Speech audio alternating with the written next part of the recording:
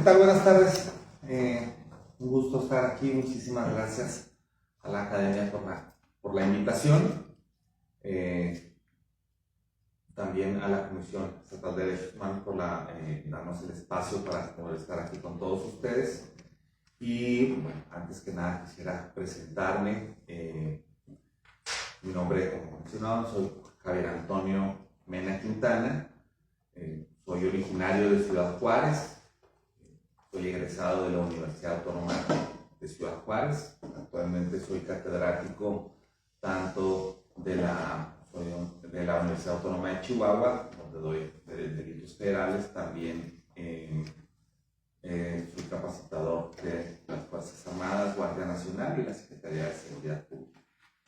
Actualmente funjo como juez de distrito en materia penal. Tengo una antigüedad de 22 años como integrante del Poder Judicial de la Federación. He ocupado los cargos desde oficial judicial, actuario, secretario de juzgado y secretario de tribunal, y tengo 9 años como juez de distrito en materia penal. Fui en 2015, mediante exámenes de oposición, salí vencedor como juez de distrito en el sistema acusatorio. Fue de las primeras generaciones a nivel federal para la implementación del sistema.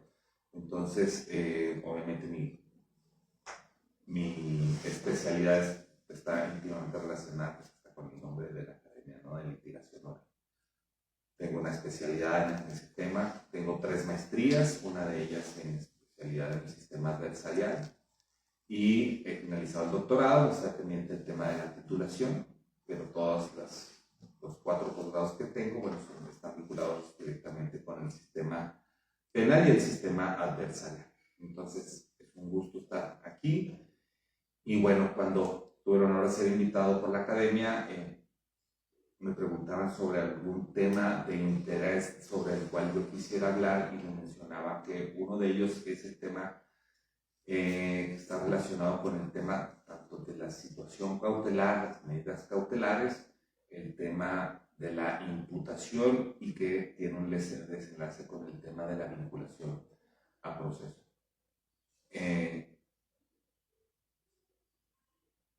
Por eso se denominó, las medidas cautelares y su relación con la imputación. El primer punto para hablar al respecto es, bueno, debemos tener claro qué son las medidas cautelares, lógicamente qué es la imputación, la finalidad de cada uno de ellos, y cómo esto tiene una íntima relación con la vinculación a proceso en el sistema penal acusatorio. Como la mayoría de ustedes saben, todos ustedes saben, bueno, las medidas cautelares en el sistema adversarial tienen 3 finalidades en concreto. La primera es asegurar la presencia de la persona en el proceso. La segunda, evitar la obstaculización del proceso, o la protección también a víctimas, partes ofendidas o a la comunidad en general. Esto, mientras que la formulación de imputación, bueno, que es la explicación que se le hace saber a la parte imputada, justiciable, del hecho que se le está atribuyendo, la clasificación del hecho que se le está atribuyendo, las personas que deponen en su contra.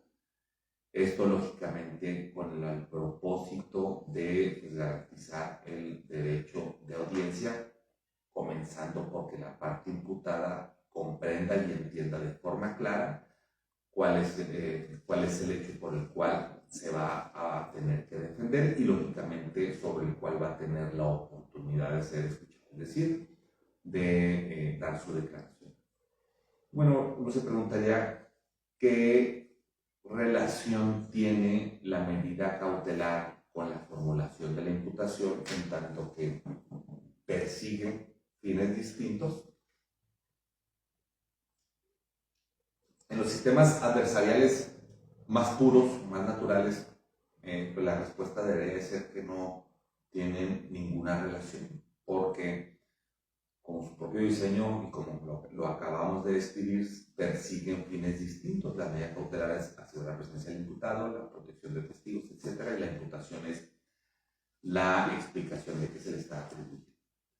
Sin embargo, bueno, mencionaba los sistemas más puros o que no han tenido alteraciones en los sistemas adversariales, como lo es, por ejemplo, el sistema inglés, el sistema americano, no guarda ninguna relación la medida cautelar con la formulación de la imputación. ¿Por qué?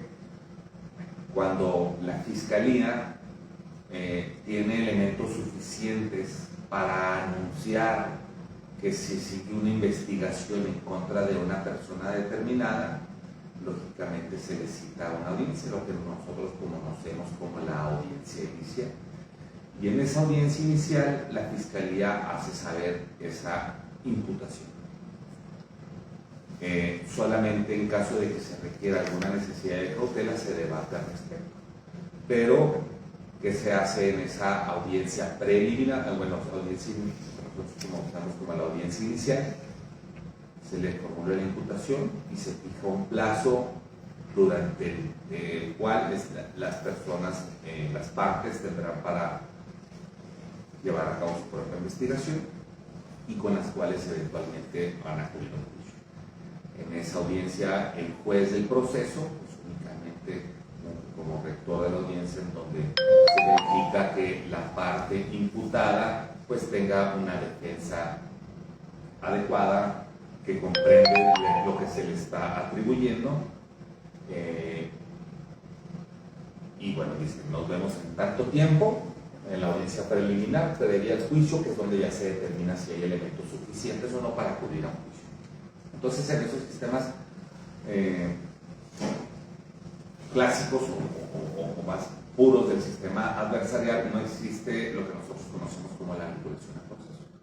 Y por consecuencia no existe una vinculación o una relación de forma directa de la medida cautelar con la formulación de la imputación.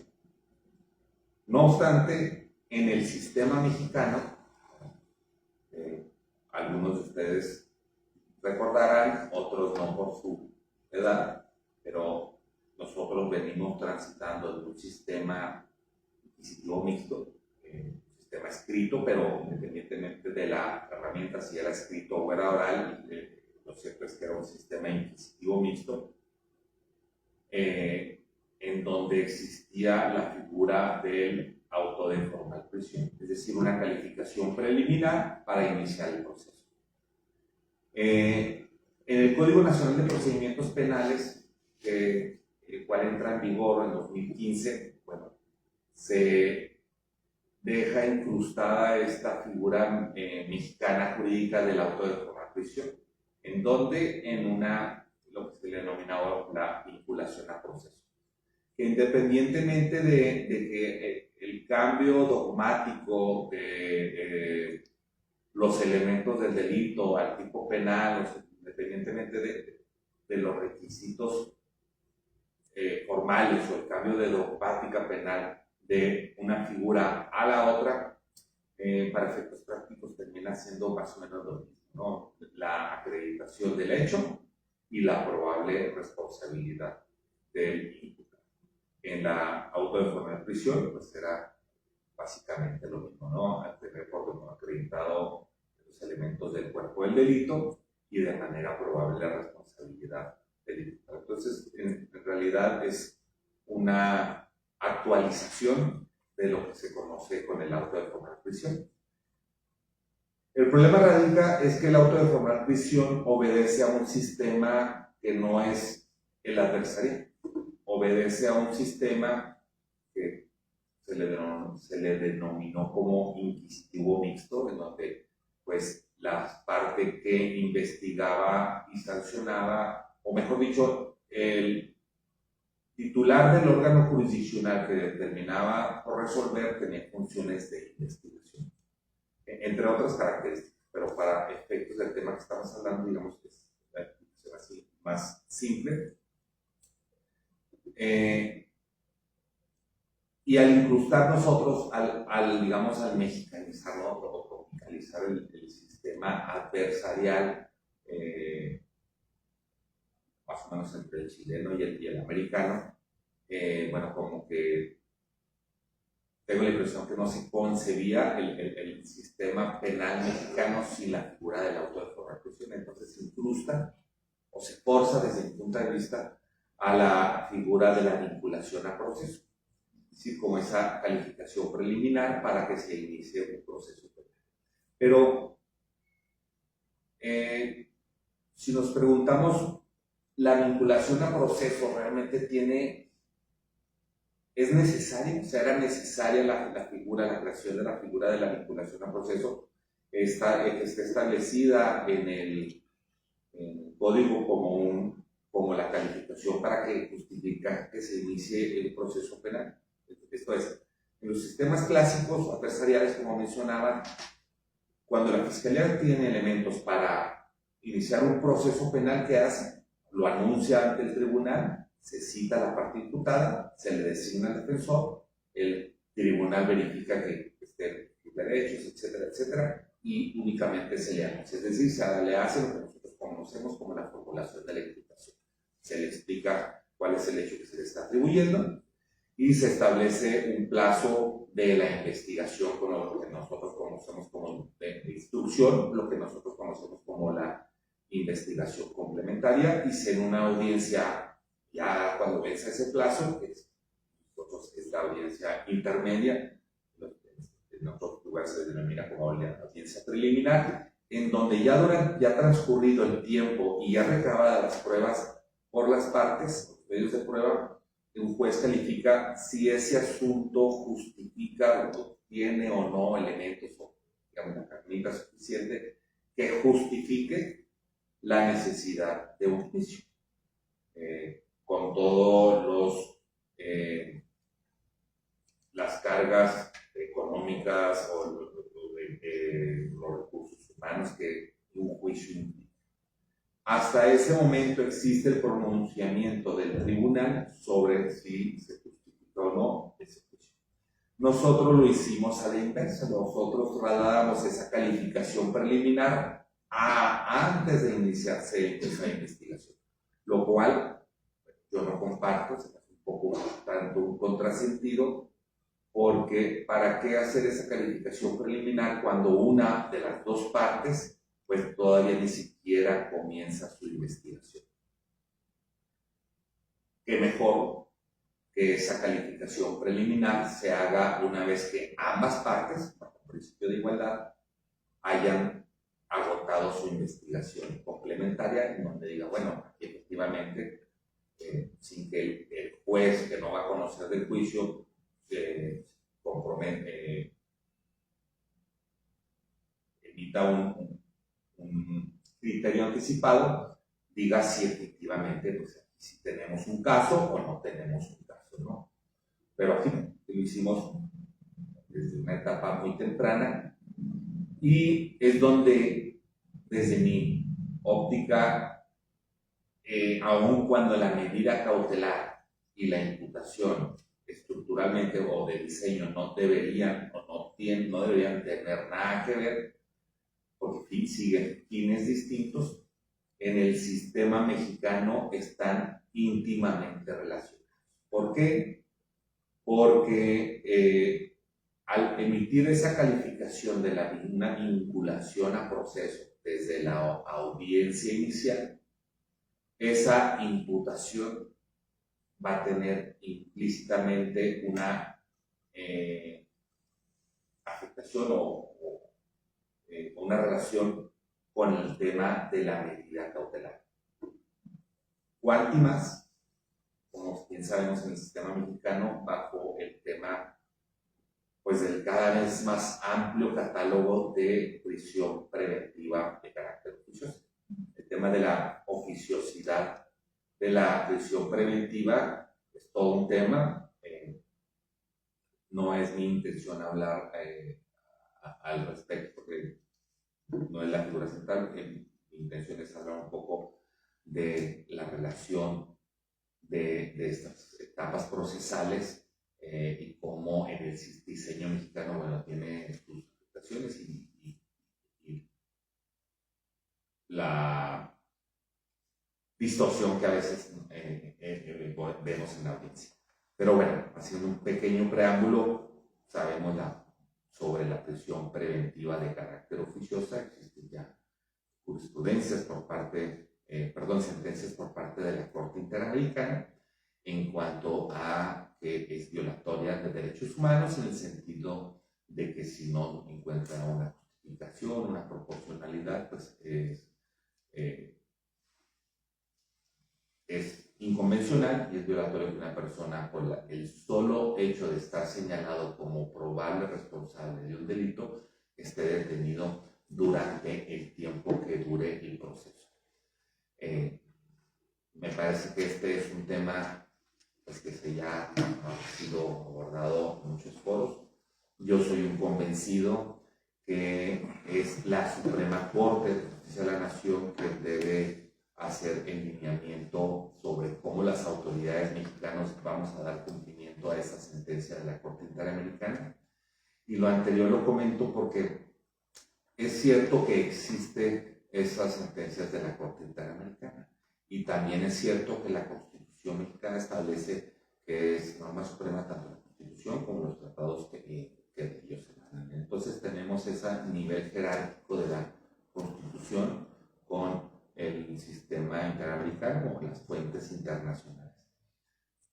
Pero también nuestro derecho interno señala de forma muy clara que la jurisprudencia de la Suprema Corte de Justicia de la Nación es de aplicación obligatoria, inclusive su inaplicación es motivo de responsabilidad para los servidores o para las judicaturas.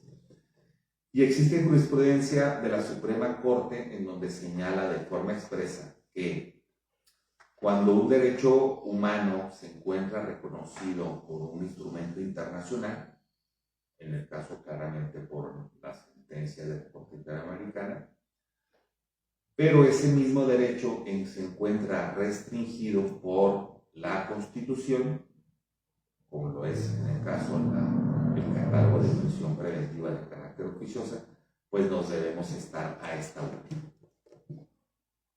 Existen múltiples criterios, muchos compañeros que respeto muchos criterios, pero señalan, bueno, haciendo un control convencional de derechos humanos por persona, debe aplicarse la jurisprudencia de la Corte, la sentencia, perdón, de la Corte Interamericana. Yo el problema que encuentro en ese punto es que eso lleva a un control convencional sobre la jurisprudencia de la Suprema Corte.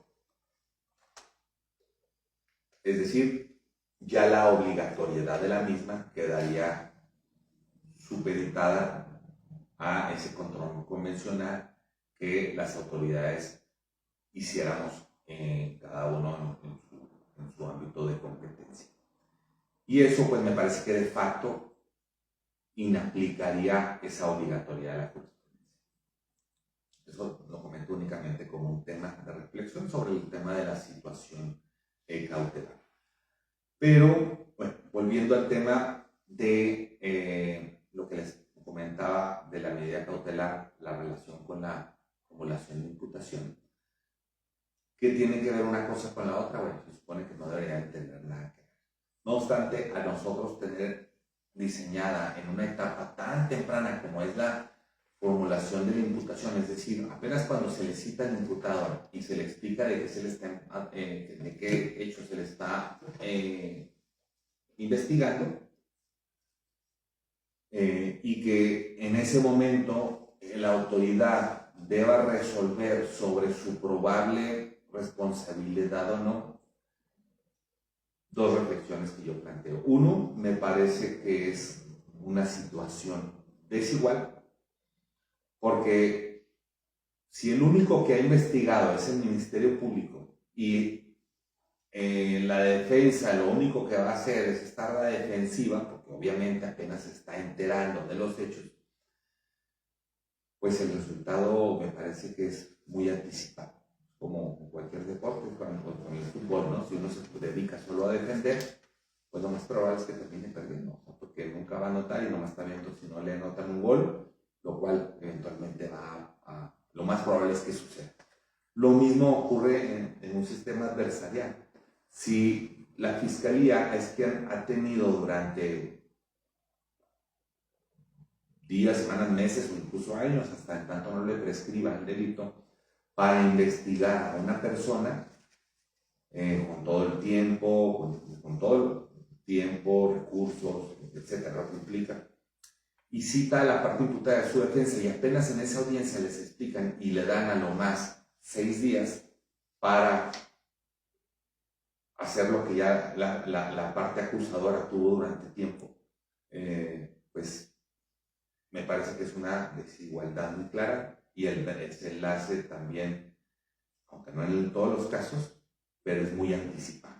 ¿Qué tan probable es que la defensa pueda contrarrestar esos meses o años de trabajo que la parte acusadora ha tenido? Y si a esto le sumamos que en el sistema mexicano el tema de la prisión preventiva oficiosa, pues entonces lo tiene todo, ¿no? La sola formulación de la imputación lleva implícita la medida cautelar en aquellos casos de prisión preventiva oficiosa. Pero también en aquellos en donde no necesariamente es la prisión preventiva, sino cualquier otra medida cautelar. Porque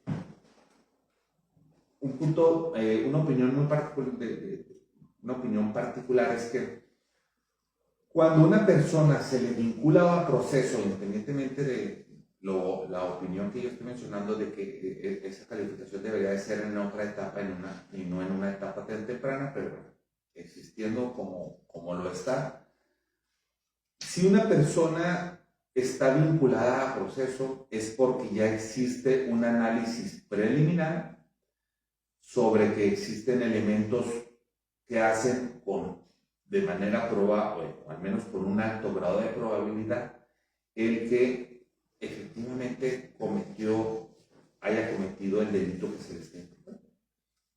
Esto que estoy diciendo tal vez pueda ver como que esto violenta el principio de presunción de inocencia de todas sus vertientes, ¿no? De procesal, de carga probatoria, etcétera. Pero a mí no me parece que sea así, inclusive en los sistemas adversariales que tienen siglos, lo es así, como lo tocaré en un momento. Porque, claro, que una persona que ya ha sido vinculada a procesos sobre la cual existen pruebas que hacen presumir objetiva y fundadamente su probable participación, pues no puede, por una cuestión natural, estar en un plano de igualdad que cualquier otro ciudadano que no está sujeto a ningún proceso. Entonces, es la parte en donde a veces nos empezamos a hacer un poco las encantos, que bueno, pues entonces como que la presunción de inocencia, si más o menos hay pruebas que se les demuestren que sí, de que evidencian que sí, bueno. Esa es la distorsión que desde mi óptica surge al un sistema que tiene un diseño, que tiene como es el adversarial, incrustar una figura en una etapa procesal que no corresponde. Y entonces nos podemos preguntar, bueno, en los sistemas adversariales no existe esa calificación de probable participación o probable responsabilidad. La respuesta es a veces sí y a veces no. Y entonces, ¿cuándo sí, cuándo no? Cuando se pide una medida cautelar. Es decir, una persona es citada para explicar de cuál es el hecho que se le está imputando, acude y bueno, la persona sí también, ¿no? La fiscalía le dice, no, pues le está investigando y se le pide un juicio en contra de Antonio porque se le atribuye la comisión del delito de peculado. Estos hechos son estos, tal.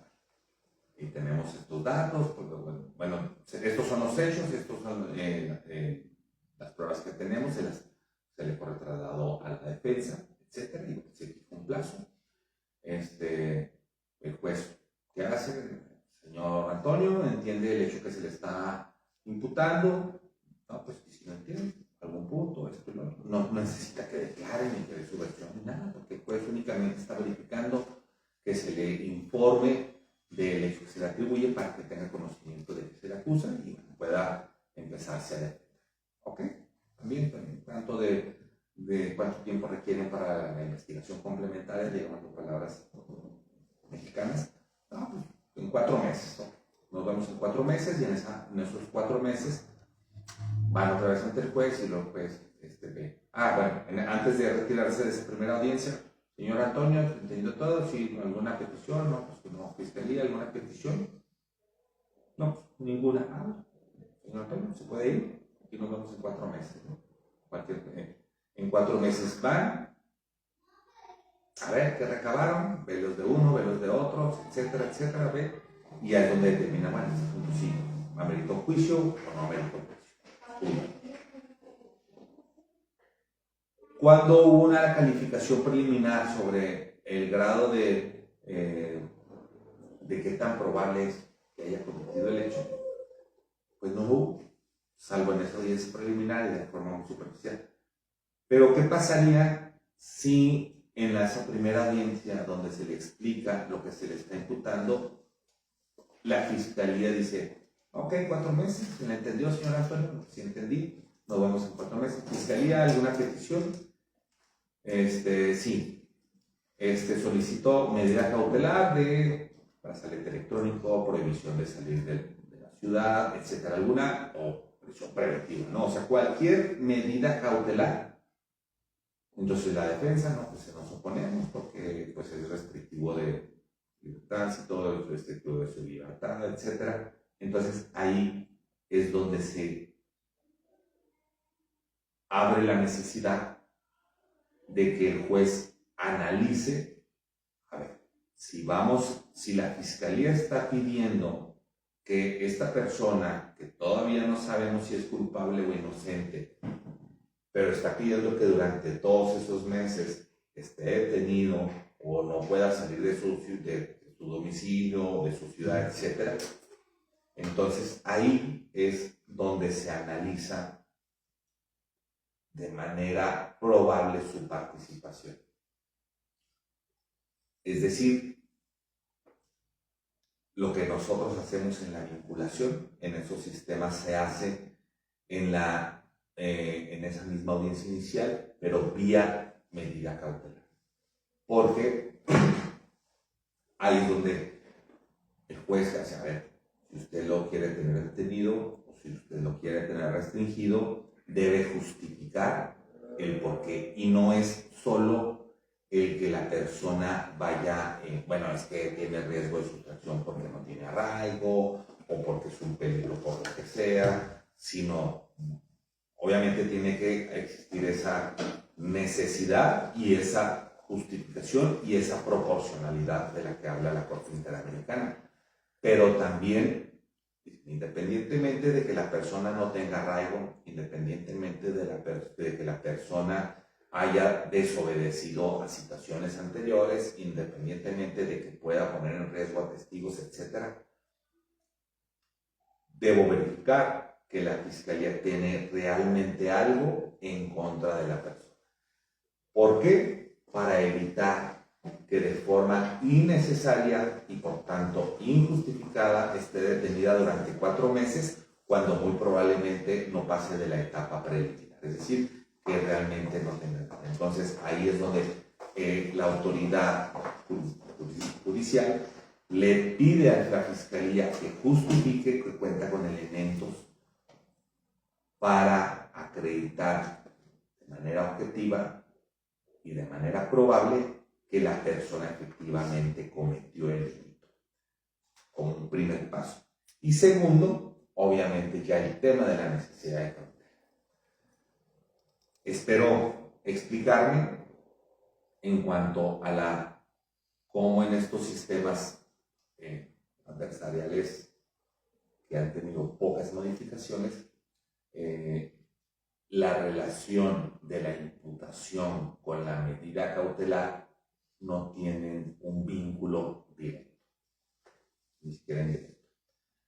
No obstante, nosotros en el sistema mexicano, al haber diseñado o incrustado una figura que no es compatible del sistema en su diseño y en su etapa de la vinculación a proceso, pues genera una relación de la medida cautelar con la imputación cuando, pues me parece que esto es incorrecto, dado que siguen fines distintos, pero al tener esa tercera figura ahí en medio, pues genera una relación, si no directa, menos indirecta, que no debiera ser.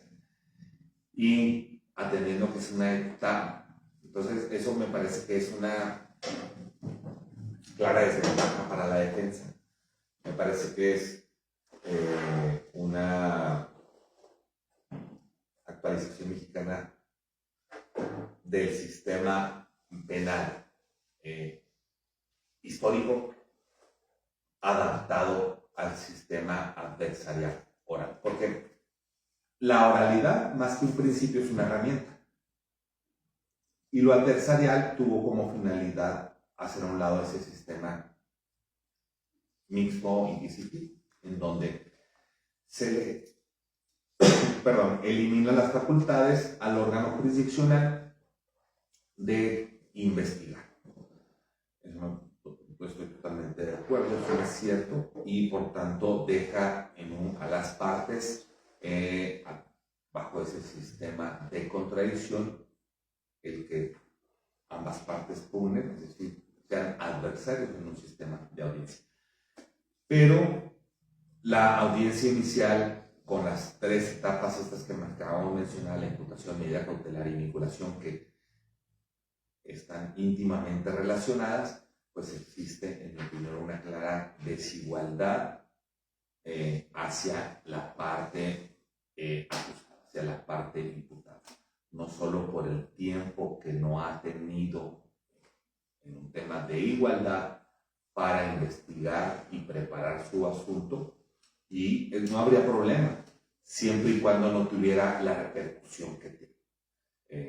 O sea, no habría problema que no haya tenido el mismo tiempo que la fiscalía, pero bueno, si antes de afectarlo le van a dar también tiempo para defenderse, lo cual pues en este caso no ocurre, ¿no? O sea, llegas, te ponen una imputación y en el mejor de los casos tienes 6 días, pero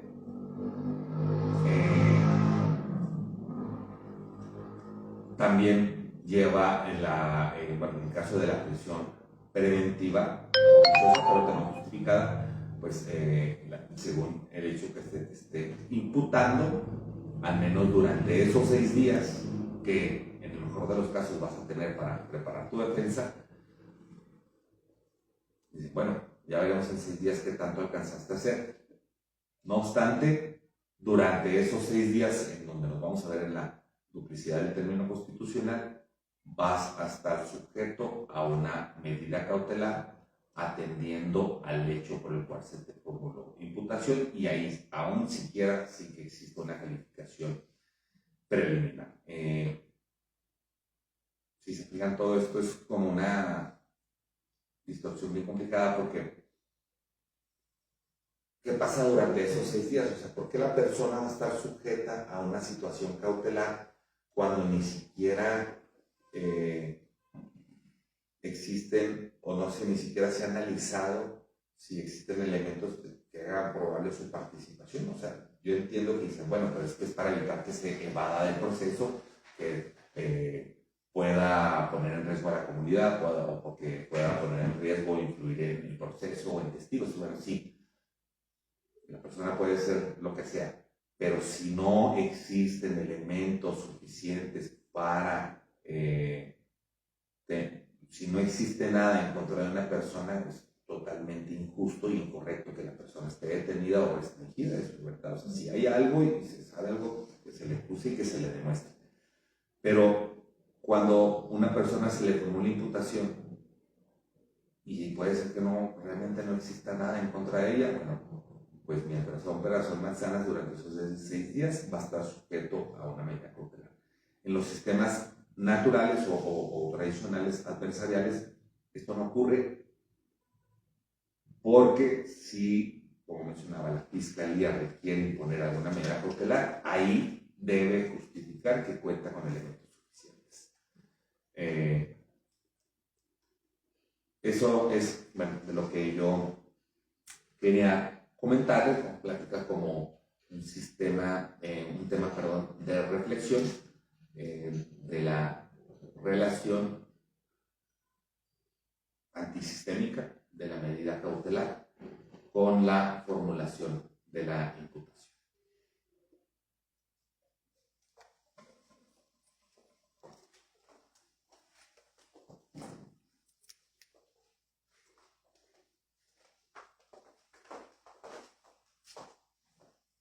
Agradecemos a nuestros seguidores que han tenido a bien acompañarnos, porque estamos convencidos de que el arte del litigio es el arte del buen probar. Agradecemos, doctor, su presencia, que nos comparta estos conocimientos tan valiosos para nosotros, los que a cada día recorremos los pasillos y los tribunales con la convicción de la importancia de la justicia. Muy amable. Gracias a todos por seguirnos. Hasta la próxima. Muchas gracias.